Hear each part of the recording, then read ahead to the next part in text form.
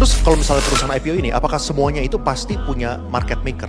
Kalau saham-saham emiten-emiten yang kecil, rata-rata dia ada market makernya. Karena saham-saham yang kecil, contoh misalnya kita punya perusahaan baut, kan nggak ada lah di sini orang yang mau invest perusahaan baut gitu ya. Nah jadi dia harus cari market maker buat perusahaan ini rame, supaya dibikin segimana caranya ini menarik banget supaya investor tuh ada yang mau beli sahamnya. Karena kita bisa aja IPO, tapi kalau nggak ada yang beli kan akhirnya nggak dapet dana. Biasa rata-rata perusahaan-perusahaan yang kecil tuh mereka cari market maker.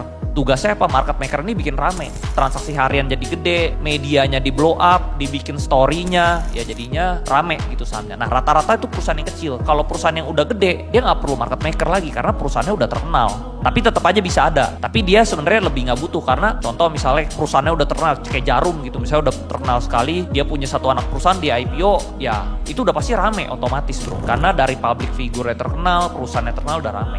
Tapi kalau yang kecil-kecil ini dia butuh market maker buat ngeramein.